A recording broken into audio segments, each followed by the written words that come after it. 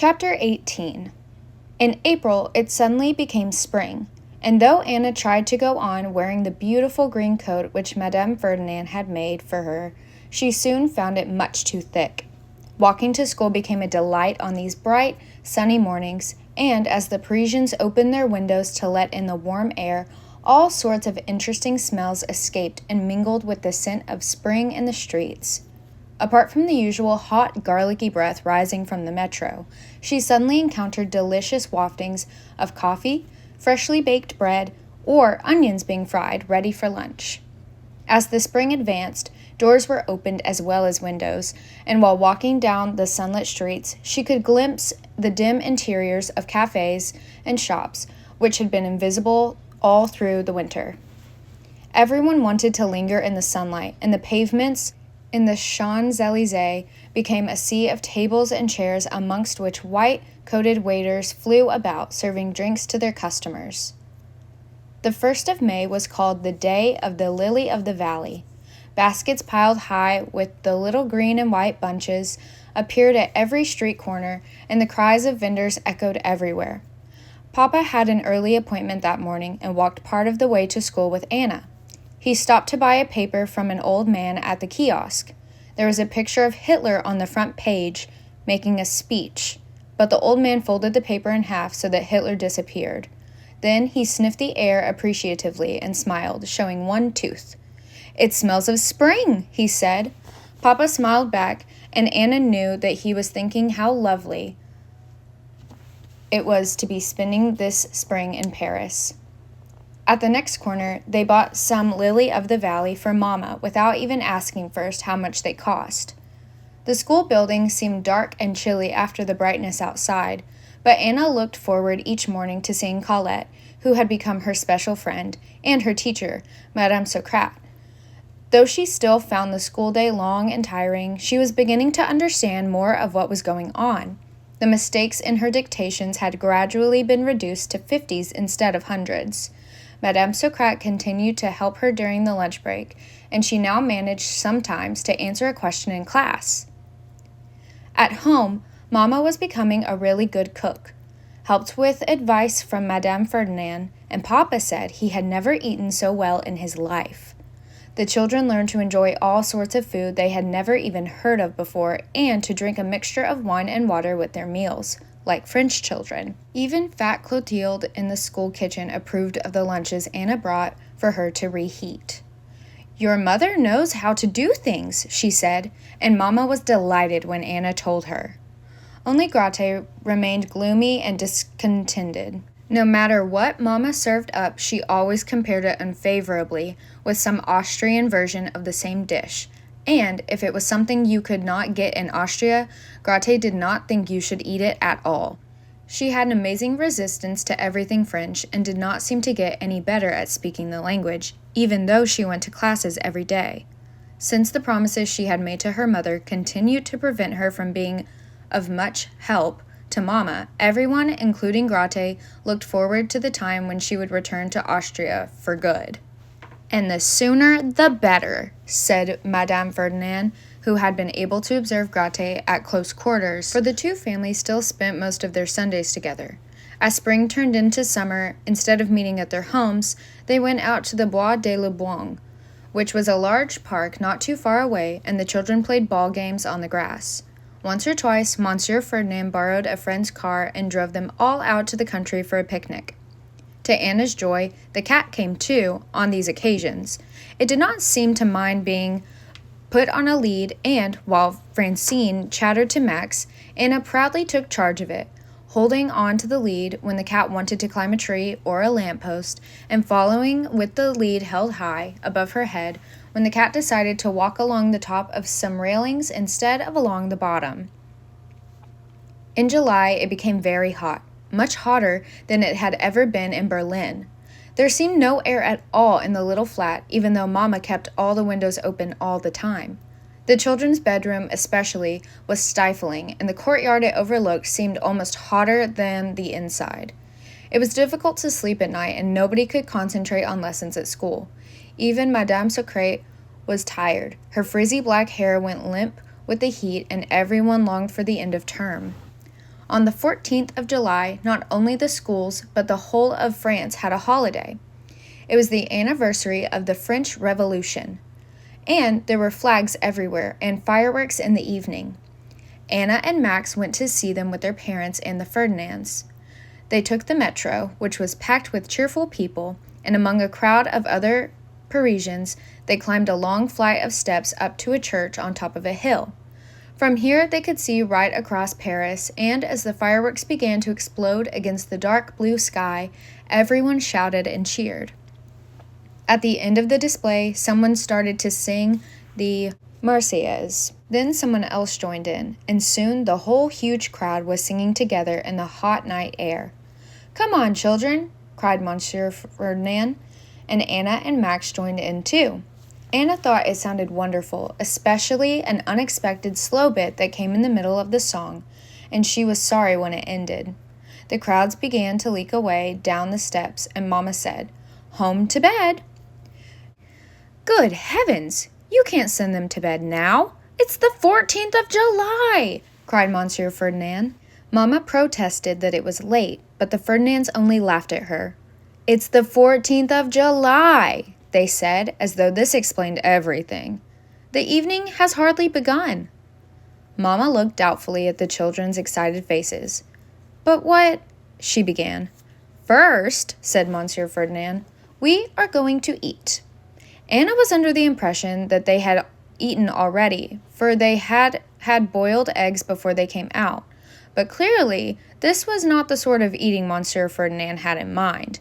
He took them to a large, busy restaurant where they sat at a table outside on the pavement and ordered a meal. "Snails for the children!" cried Ferdinand. "They've never tried them." Max stared at his portion in horror and could not bring himself to touch them. But Anna, encouraged by Francine, tried one and found that it tasted like a very delicious mushroom. In the end, she and Francine ate Max's snails as well as their own. Towards the end of the meal, while they were spooning up cream puffs, an old man arrived with a stool and an accordion. He sat down and began to play, and soon some of the people left their tables to dance in the street. A cheerful-looking sailor appeared at Mama's side and invited her to dance. Mama was surprised at first, but then she accepted, and Anna watched her being whirled around and around, still looking astonished, but pleased. Then Monsieur Ferdinand danced with Francine, and Anna danced with Papa, and Madame Ferdinand said she did not feel like dancing just yet because she could see that Max would absolutely hate it. And after a while, Monsieur Ferdinand said, "Let's move on." It was cooler now, and Anna did not feel at all tired as they wandered through the crowded streets. There were accordions and people dancing everywhere, and every so often they stopped and joined in.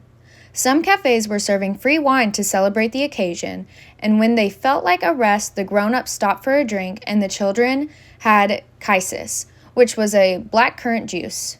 They saw the river shining in the moonlight and the cathedral of Notre Dame squatting like a great dark creature in the middle. At one time, they walked along the bank and under the bridges, and there were accordion players and people dancing here too. They went on until Anna lost all sense of time and just followed Monsieur Ferdinand in a happy daze. Suddenly, Max said, "What is that funny light in the sky?" It was the dawn. By this time, they had reached the main Paris market, and carts loaded with fruit and vegetables were rumbling over the cobblestones all about them. "Hungry?" asked Monsieur Ferdinand. It was ridiculous since they had already eaten 2 suppers, but everyone was starving. There was no accordion music here, only people getting ready for the day's work, and a woman in a small cafe was serving bowls of steaming onion soup. They ate great bowlfuls, sitting on wooden benches with the market people, and mopped up the remains with hunks of bread. When they came out of the cafe, it was daylight. "Now you can put the children to bed," said Monsieur Ferdinand.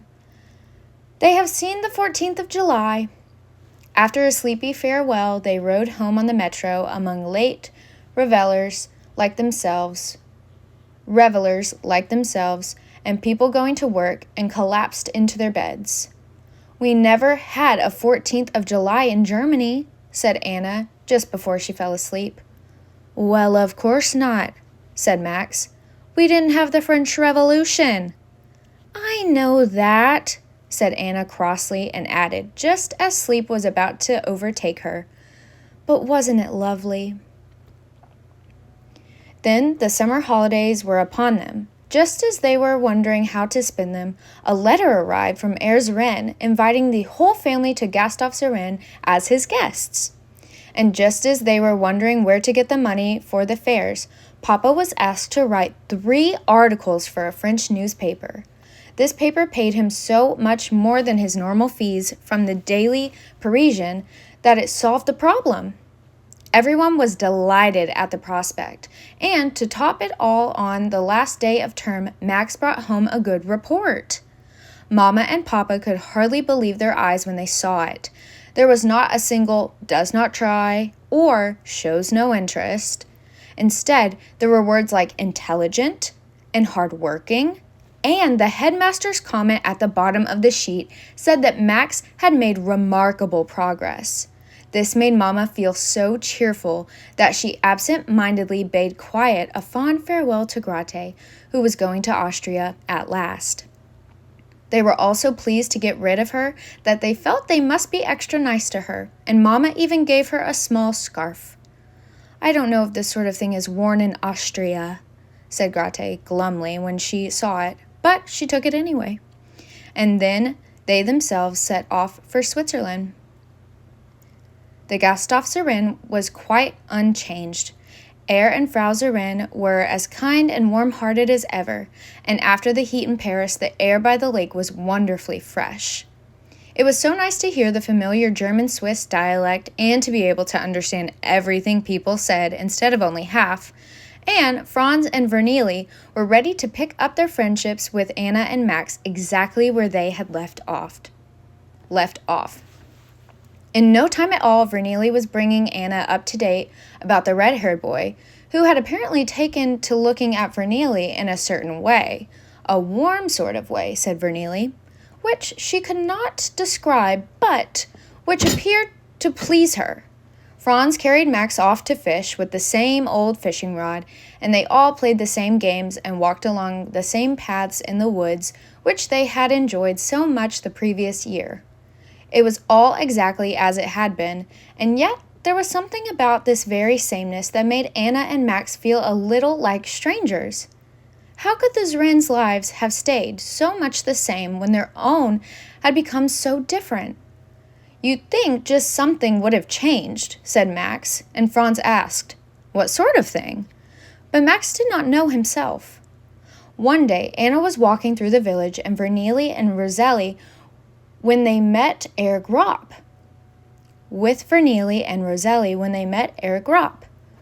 "Welcome back to our beautiful Switzerland," he cried, shaking her hand enthusiastically, and soon he was asking her all sorts of questions about school in France. He was convinced that nothing could compare with his own village school, and Anna found herself sounding almost apologetic when she explained that she liked it all very much. "Really?" said Herr Gropp, incredulously, while she described the work and her lunches with Clotilde in the school kitchen and Madame Socrate. And then an odd thing happened to her. Herr Gropp was asking her something about the French school leaving age, which she did not know, but instead of telling him so in German, she found herself suddenly shrugging her shoulders and saying, "Je ne sais pas," in her best Parisian accent. She was horrified as soon as she had said it. She knew he would think that she was showing off, but she hadn't been. She could not even understand where the words had come from. It was as though somewhere inside her, something were secretly thinking in French. And that was ridiculous. Since she had never been able to think in French in Paris, why should she suddenly start now? "I see we're becoming quite French already," said Herr Gropp disapprovingly, when they had both recovered from their surprise at her reply. "Well, I mustn't keep you," and he hurried off. Vernili and Rosalie were both unusually quiet when the three of them walked back together. "I suppose you can speak French like anything now?" said Vernili at last. "No," said Anna. "Max is much better." I can say oui. I think that means yes, doesn't it? Said Rosalie. Are there any mountains in France? Not near Paris, said Anna. Vernili had been staring at Anna thoughtfully. Then she said, You know, you're different somehow. I'm not, said Anna indignantly. But you are, said Vernili. I don't know what it is, but you've changed. Nonsense, cried Anna. Of course I haven't. But she knew that Vernili was right, and suddenly, though she was only 11, she felt quite old and sad. The rest of the holidays passed happily enough. The children bathed and played with the Zarens, and if it was not quite as it had been, it was still very pleasant. After all, what did it matter, said Max, that they no longer quite belonged? They were sorry to leave at the end of summer, and took a long and affectionate farewell from their friends. But, to both Anna and Max, going back to Paris felt more like going home than they would have ever have thought possible.